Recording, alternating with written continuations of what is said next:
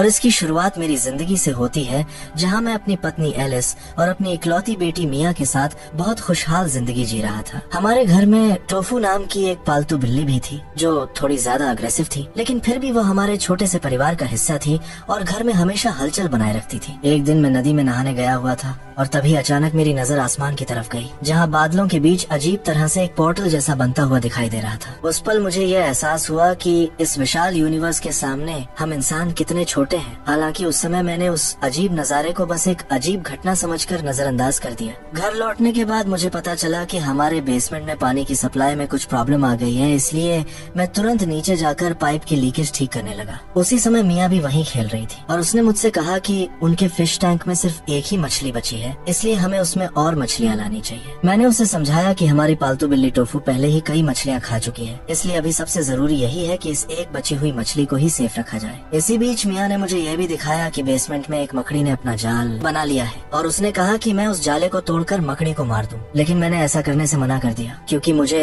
हमेशा से अपने से छोटे जीवों जैसे मकड़ियों, चूहों और मक्खियों के लिए एक अलग ही लगाव महसूस होता था। मेरे हिसाब से हमसे बहुत छोटे होने की वजह से ये जीव उसी दुनिया को हमसे बिल्कुल अलग नजरिए से देखते हैं, इसलिए मैं हमेशा कोशिश करता था कि मेरे हाथों किसी छोटे जीव की जान न जाए। मैंने मिया से कहा कि यह तो बस एक छोटी सी मकड़ी है और इससे हमें क्या ही खतरा होगा, इसलिए इसे ऐसे ही रहने देना बेहतर है। मेरी जिंदगी में प्यार की कभी कमी नहीं रही, क्योंकि एलिस मेरा पहला प्यार थी और मिया जैसी बेटी होने के बाद मुझे लगता था कि मेरी फैमिली पूरी हो चुकी है। लेकिन फिर 5 मई की सुबह जब मैं सोकर उठा तो मुझे अचानक कुछ अजीब सा महसूस हुआ, क्योंकि बाथरूम में खड़े होकर मुझे लगा कि शावर पहले से ज्यादा ऊपर लग रहा है। साथ ही जो शर्ट्स मुझे पहले बिल्कुल फिट आती थी वे भी आज थोड़ी लंबी लग रही थी। हालांकि उस समय मैंने इस बात पर ज्यादा ध्यान नहीं दिया, लेकिन सिर्फ 2 दिन के अंदर ही मेरे लगभग सारे कपड़े जरूरत से ज्यादा लंबे लगने लगे। और ये देखकर एलिस ने भी मुझसे पूछा कि क्या मैं अपना वजन कम कर रहा हूँ। मैंने उसे बताया कि अगर मैं थोड़ा वजन घटा भी लूँ तो भी कपड़ों का साइज इतना नहीं बदलता, इसलिए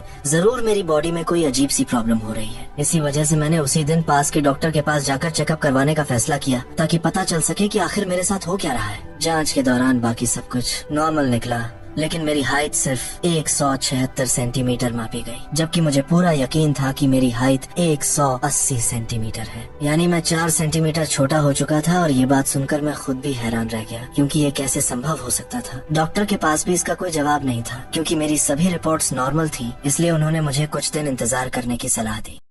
लेकिन मेरे लिए इंतजार करना आसान नहीं था, क्योंकि हर गुजरते दिन के साथ मुझे साफ महसूस होने लगा कि मेरा साइज सच में घटता जा रहा है। अब हालत ये हो गई थी कि मेरा हेलमेट भी मुझे ठीक से फिट नहीं आता था और मैं रातों को जागकर बस यही सोचता रहता था कि आखिर मेरे साथ हो क्या रहा है। मुझे बार बार उसी दिन का ख्याल आता जब मैंने आसमान में वो अजीब सा क्लाउड पोर्टल देखा था और उसी समय मैंने सोचा था कि हम इंसान यूनिवर्स के सामने कितने छोटे हैं। तभी मेरे दिमाग में यह शक भी आने लगा कि कहीं वही अजीब सा क्लाउड फिनोमेनन इस पूरी घटना के पीछे की वजह तो नहीं है। इसी सोच में परेशान रहते 20 मई का दिन आ गया और अब हालत ये हो चुकी थी कि बाथरूम का शावर मुझे बहुत ज्यादा ऊपर दिखाई देने लगा था। मेरी उंगलियां छोटी हो चुकी थी और इसी वजह से मेरी शादी की अंगूठी भी उंगली से निकलकर गिर गई। जब मैं बाथरूम से बाहर आया तो एलिस मुझे देखकर हैरान रह गई, क्योंकि अब मेरी हाइट उससे भी कम हो चुकी थी। ये देखकर हम दोनों डर गए और तुरंत फैसला किया कि हमें किसी बड़े और एडवांस्ड हॉस्पिटल में जाकर इसका असली कारण पता लगाना होगा। उस हाईटेक हॉस्पिटल में मेरी बॉडी के लगभग हर हिस्से के टेस्ट किए गए और डॉक्टरों ने पूरी कोशिश की कि इस अजीब कंडीशन का कारण ढूंढा जा सके।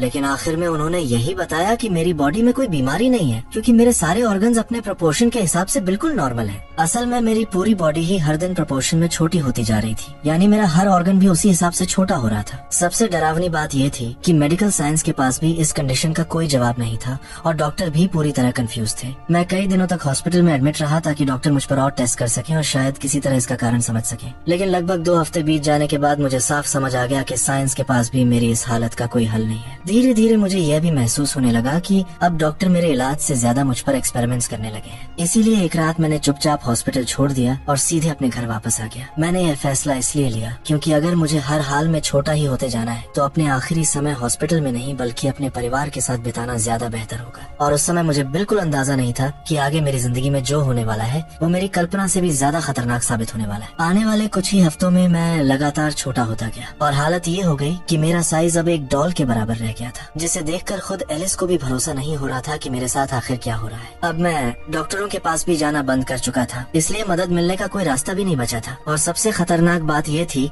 कि हमारी पालतू बिल्ली टोफू अब मुझे अपने से छोटा देखकर मुझ पर हमला भी कर सकती थी। इसी वजह से एलिस ने टोफू को कमरे से बाहर निकाल दिया ताकि वह मुझ पर हमला न कर सके, लेकिन इसके बावजूद मेरा छोटा होना रुकने का नाम ही नहीं ले रहा था। धीरे धीरे हालत ये हो गई कि मेरा साइज एक मोबाइल फोन जितना रह गया और अब मुझे अपने ही घर की चीजें विशाल लगने लगी थी। एक दिन मैंने देखा कि कुछ लोग हमारा घर खरीदने के लिए उसे देखने आ रहे हैं, इसलिए मैं जल्दी से छिप गया ताकि वे मुझे देखकर डर न जाएं। लेकिन अंदर से मैं बेहद गुस्से में था क्योंकि एलिस मेरी मर्जी के खिलाफ हमारा घर बेच रही थी। उन लोगों के जाने के बाद मैंने एलिस से नाराज होकर कहा कि ये वही घर है जो हमने शादी के बाद लिया था और यहीं हमारी बेटी मिया पैदा हुई थी। इस घर से हमारी कितनी यादें जुड़ी हुई हैं, इसलिए वो इसे बेचने के बारे में सोच भी कैसे सकती है। तभी एलिस ने मुझे याद दिलाया कि मेरी इस हालत की वजह से मुझे जॉब छोड़े कई महीने हो चुके हैं और अब वो अकेले मियाँ और अपना खर्च भी मुश्किल से उठा पा रही है, इसीलिए मजबूरी में उसे ये घर बेचना ही पड़ेगा क्योंकि हमारे पास अब और कोई रास्ता नहीं बचा है। मैं गुस्से में कहता हूँ कि मैं कोई ना कोई तरीका जरूर ढूंढ लूंगा जिससे मैं फिर से पहले जैसा हो सकूं और सब कुछ ठीक कर दूं। लेकिन एलिस भी गुस्से में चिल्ला कर कहती है कि मैं अब कभी ठीक नहीं होने वाला और एक दिन छोटा होते होते पूरी तरह गायब ही हो जाऊंगा। इसी बहस के दौरान मैं इतना छोटा हो चुका था कि एलिस की तेज आवाज की कंपन से ही मैं नीचे गिरने वाला था। ये देखकर एलिस डर गई और तुरंत कमरे से बाहर चली गई। अब मेरी बेटी मिया को भी मैं काफी अजीब लगने लगा था क्योंकि उसका पिता अब पहले जैसा बिल्कुल नहीं रहा था। इसलिए आने वाले दिनों में मैं उसे खुश करने के लिए उसके डॉल हाउस में रहने लगा ताकि वह मुझे एक डॉल समझकर ही सही लेकिन मेरे साथ खेल सके। मैंने सोचा कि अगर वो मुझे खिलौना समझकर भी अपने पास रखेगी तो कम से कम मैं उसके साथ कुछ समय तो बिता पाऊंगा। लेकिन धीरे धीरे छोटा होते जाने की वजह से अब नॉर्मल इंसानों की आवाजें भी मेरे कानों के लिए बहुत तेज और असहनीय होने लगी थी। एक रात मैं मायूस होकर एलिस के पास जाकर सो गया क्योंकि अब मेरा साइज उसकी उंगलियों जितना छोटा रह गया था। हर गुजरते दिन के साथ मुझे महसूस होने लगा कि मेरी अपनी ही फैमिली में अब मेरे लिए कोई जगह नहीं बची है। एलिस और मियाँ धीरे धीरे मेरे बिना ही रहने की आदत डालने लगी थी और मैं बस उन्हें दूर से देखता रह जाता था। मुझे समझ आने लगा कि मैं अब उनकी जिंदगी का हिस्सा कम और एक अजीब सी समस्या ज्यादा बन चुका हूँ। फिर एक दिन जब मैं घर में अकेला था और बस समय बिताने की कोशिश कर रहा था, तभी हमारी पालतू बिल्ली टोफू किसी तरह कमरे के अंदर आ गई। उसे देखकर मैं डर गया और भागते हुए एक पिन पर गिर पड़ा जिससे मुझे चोट लग गई। तभी मुझे एहसास हुआ कि अब मेरे लिए एक छोटी सी पिन भी कितनी खतरनाक हो सकती है। लेकिन उस समय सबसे जरूरी था कि मैं टोफू से किसी तरह बचकर निकल जाऊं क्योंकि वह अब मुझे अपने शिकार की तरह देख रही थी। अपनी सुरक्षा के लिए मैंने एक पिन उठाई और टोफू से दूर भागने लगा ताकि जरूरत पड़ने पर उससे बचाव कर सकूं। मैंने उसे डॉल हाउस के अंदर भटकाने की कोशिश भी की लेकिन अब वो साइज में मुझसे कई गुना बड़ी हो चुकी थी। इसलिए मैं जल्दी से दरवाजे के नीचे की जगह से निकलकर बेसमेंट की तरफ भाग गया ताकि उससे बच सकूं। लेकिन उसी दौरान टोफू का एक पंजा मुझसे टकराया और मैं सीढ़ियों से नीचे गिर गया। अब मेरे लिए सीढ़ियों की ये छोटी सी ऊंचाई भी बेहद खतरनाक हो चुकी थी और गिरते हुए मुझे लगा कि शायद अब मैं बच नहीं पाऊंगा। लेकिन किस्मत से मैं नीचे रखे कचरे के डिब्बे में गिर गया और वहीं बेहोश हो गया। उधर ऊपर कमरे में एलिस आई और उसने देखा कि मेरी खून से सनी शर्ट जमीन पर पड़ी हुई है। ये देखकर उसे लगा कि शायद टोफू ने मुझे मारकर खा लिया है। दूसरी तरफ बेसमेंट में होश आने पर मैं एलिस का नाम चिल्लाने लगा ताकि वो मुझे इस डिब्बे से बाहर निकाल सके। एलिस बेसमेंट तक आई भी लेकिन तब तक मैं इतना छोटा हो चुका था कि वो मुझे देख नहीं पा रही थी और मेरी आवाज भी उसके कानों तक नहीं पहुंच रही थी। तभी एलिस की नजर टोफू पर पड़ी और वह उसके पीछे भागने लगी क्योंकि उसे यकीन हो चुका था कि टोफू ने मुझे खा लिया है। उसके मन में यही बात बैठ गई कि अब मैं मर चुका हूँ, जबकि मैं वहीं कचरे के बीच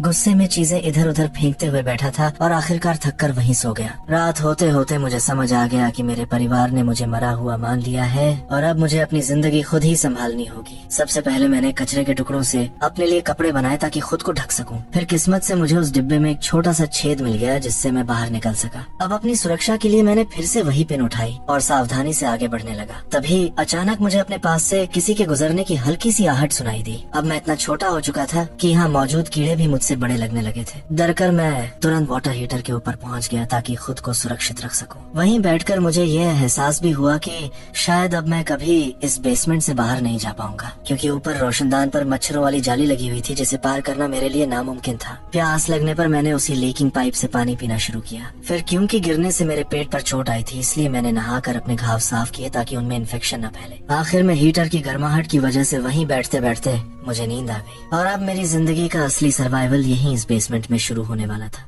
अगली सुबह मेरी आंख मेरी बेटी मिया की आवाज से खुलती है, क्योंकि वह शायद बाहर से मेरा नाम पुकार रही थी। उसने कल से मुझे नहीं देखा था, इसलिए वह बार बार मुझे ढूंढ रही थी। मैं भी भागकर चिल्लाने लगा, लेकिन अब मेरे सामने खड़ी सीढ़ियाँ इतनी विशाल हो चुकी थीं कि मैं चाहकर भी उन पर चढ़ नहीं सकता था। तभी मुझे एलिस की आवाज सुनाई दी, जो मिया से कह रही थी कि उसका पिता कभी वापस नहीं आने वाला, क्योंकि वो मर चुका है। ये सुनकर मेरा दिल टूट गया, क्योंकि मेरा परिवार मुझे मरा हुआ मान चुका था और मैं यहाँ सिर्फ रोने और चिल्लाने के अलावा कुछ भी नहीं कर सकता था। अब मेरी आवाज इतनी छोटी हो चुकी थी कि किसी तक पहुँच ही नहीं सकती थी और मैं बस बेबस होकर सब सुन रहा था। कुछ देर बाद मुझे पता चला कि एलिस और मिया ये घर बेचकर अपनी कार में बैठकर हमेशा के लिए यहाँ से जा रही हैं। ये सुनकर मुझे समझ आ गया कि अब मैं इस बेसमेंट में पूरी तरह अकेला फंस चुका हूँ। फिर भी मैंने फर्श पर चौक से अपना नाम लिख दिया, ताकि अगर कभी एलिस या मिया यहाँ आए तो उन्हें पता चल सके कि मैं अब भी जिंदा हूँ। अब सबसे जरूरी था कि मैं अपने लिए खाना ढूंढूं और इसके लिए मेरे पास एक आइडिया था। मैं अलमारी के पीछे उस जगह गया जहाँ कुछ महीनों पहले मैंने खुद एक ट्रैप में चीज का टुकड़ा रखा था। वहाँ पहुँचकर मैंने जल्दी से चींटियों को भगाया और ट्रैप बंद करके सारा चीज अपने पास ले लिया। मेरे छोटे साइज की वजह से यही छोटा सा टुकड़ा मेरे लिए कई दिनों का खाना बन सकता था, लेकिन तभी मेरी नजर पास में घूमती उसी मकड़ी पर पड़ी जो मुझ पर हमला करने की कोशिश कर रही थी। मैंने अपनी पिन को जमीन पर बजाकर उसे डराया और वो फिलहाल वहाँ से दूर चली गई। अब मुझे सोने के लिए ऐसी जगह ढूंढनी थी जहाँ मकड़ी और दूसरे कीड़े मेरे सोते समय मुझ पर हमला न कर सके। लेकिन जब मैंने एक पेपर बॉक्स खोलने की कोशिश की तो मुझे एहसास हुआ कि अब मेरे पास इतनी ताकत भी नहीं बची कि मैं अपनी पिन से उसे खोल सकूं। तब मैंने दिमाग लगाया और एक गीले कपड़े से उस पेपर बॉक्स को भिगो दिया ताकि वह नरम हो जाए। इसके बाद मैं आसानी से अपनी पिन की मदद से उसमें घुस गया और अंदर जाकर मैच बॉक्स के ऊपर सो गया, क्योंकि फिलहाल वही जगह सबसे सुरक्षित थी। अगली सुबह मेरी नींद ऊपर से आती कुछ आवाजों से खुलती है। मैं जल्दी से पेपर क्लिप से एक लोहे की कील बजाने लगता हूँ, ताकि अगर एलिस सामान लेने आई हो तो वो मेरी आवाज सुन सके। लेकिन ऊपर आए लोग सामान पैक करने वाले थे, जिन्हें शायद एलिस ने ही भेजा था। ये देखकर मेरी आखिरी उम्मीद भी टूट गई कि मैं अपनी पत्नी और बेटी से फिर कभी मिल पाऊंगा। निराश होकर मैं बेसमेंट में रखी एक बोतल से थोड़ा ड्रिंक पी लेता हूँ। मुझे एहसास हुआ कि ये बोतल मेरे लिए इतनी बड़ी है कि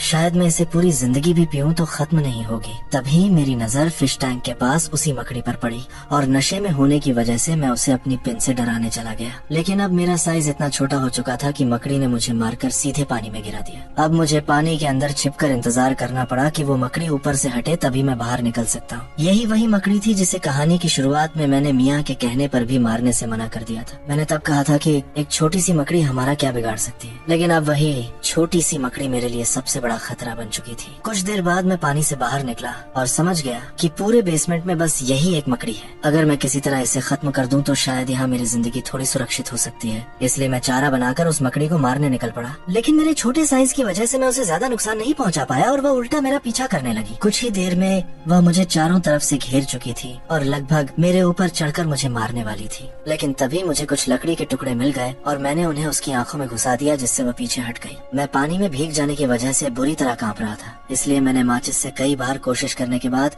आखिरकार आग जला ली। फिर मैंने कचरे के टुकड़ों में थोड़ी आग लगाकर खुद को सुखाया। बैठे बैठे मैं सोचने लगा कि पिछले कुछ महीनों में मेरी जिंदगी कितनी बदल चुकी है। कभी मैं बहुत खुश था और मेरे पास सब कुछ था, लेकिन फिर किसी अजीब वजह से मैं हर दिन छोटा होता गया और अब मुझे हर पल बचकर जीना पड़ रहा है। मेरी पत्नी और बेटी मुझे मरा हुआ मान चुकी है और शायद अब मैं उन्हें कभी देख भी नहीं पाऊंगा। इसके बावजूद मुझे अब इसी बेसमेंट में अपने तरीके से जीना सीखना होगा।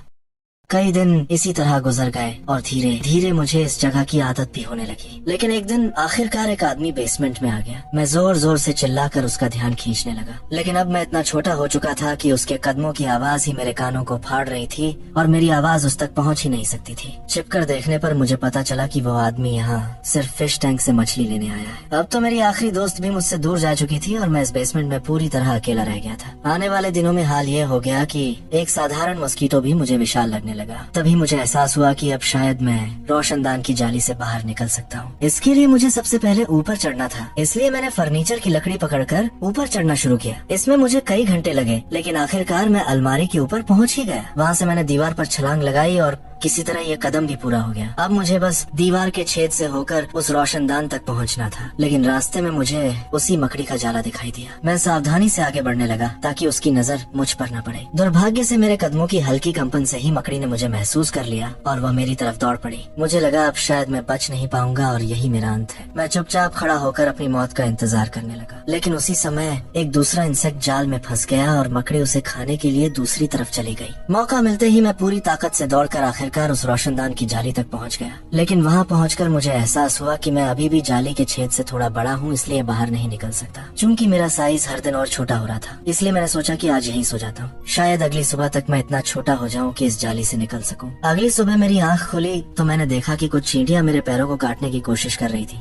उसी समय वही मकड़ी आ गई और उसने उन चींटियों पर हमला करना शुरू कर दिया। मैंने महसूस किया कि अब मैं पहले से भी छोटा हो चुका हूँ। इसका मतलब था कि अब मैं उस जाली के छेद से बाहर निकल सकता हूँ। मौका देखते ही मैं मकड़ी से बचते हुए आखिरकार उस जाली से बाहर निकल गया। एक पल के लिए पीछे मुड़कर मैंने उस मकड़ी को देखा और सोचा कि क्या अब वो भी मेरी तरह अकेली रह जाएगी। फिर मैं नीचे अपने लॉन की तरफ उतरने लगा, लेकिन अब मेरे इतने छोटे होने से घास का हर तिनका मुझे किसी विशाल जंगल जैसा लग रहा था। घास पर जमी ओस की बूंदें भी मुझे पानी से भरे बड़े ड्रम जैसी दिखाई दे रही थी। तभी मुझे एहसास हुआ कि अगर दूसरे नजरिए से देखा जाए तो ये सब बेहद खूबसूरत है। एक सामान्य साइज का इंसान शायद प्रकृति की यह सुंदरता कभी देख ही नहीं पाता, लेकिन मुझे ये सब देखने और महसूस करने का मौका मिल रहा था। हालांकि इसका मतलब यह भी था कि शायद अब मैं कभी अपनी बेटी को दोबारा नहीं देख पाऊंगा। फिर भी अब जो जिंदगी बची है उसे मैं अपने तरीके से जी सकता हूँ। और इसी के साथ द श्रिंकिंग मैन की कहानी यहीं खत्म हो जाती है।